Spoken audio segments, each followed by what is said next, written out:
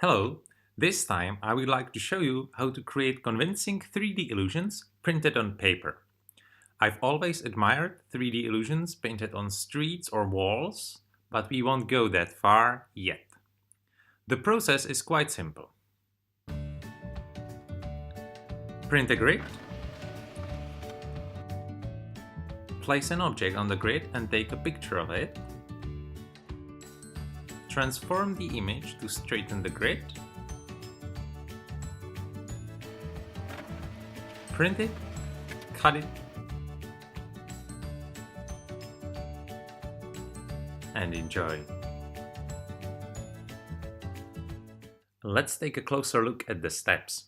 When taking a picture of the object on the grid, make sure that the edge of the grid is aligned with the edge of the photo. This will make the transformation much easier. To transform the picture, we can use any graphic software that has free transform tool. I will use Medibank Paint that is free for both PC and Mac. We need to open the original grid and the photo of the object.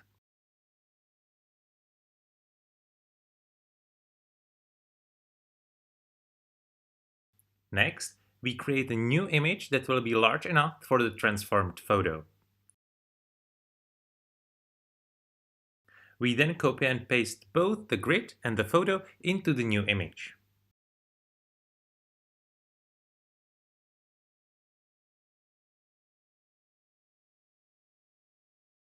We then transform the grid into the photo onto the original grid. We start by decreasing the opacity of the photo to see through it. Then we select the grid, hit Ctrl T, and enlarge the grid to match the corresponding marks in the photo.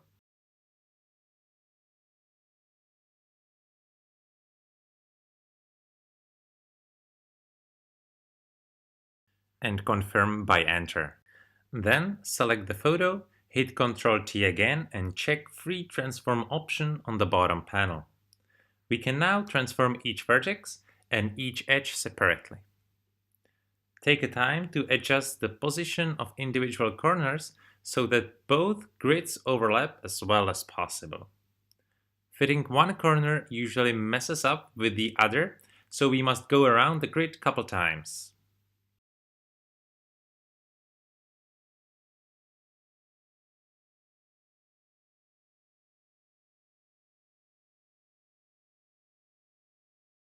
Hit Enter to confirm the transformation and increase opacity back to 100%. Finally, we need to crop the image. Choose the Select tool on the left panel and select the whole grid to keep the scale of the object. In the menu, click on Edit and Crop. Be careful when taking the picture. Nothing should overlap the object. Save it, print it, cut it. It is better to cut off a little bit of the object than to leave a white edge around it. Ta-da! Of course, we don't have to preserve the size of the object.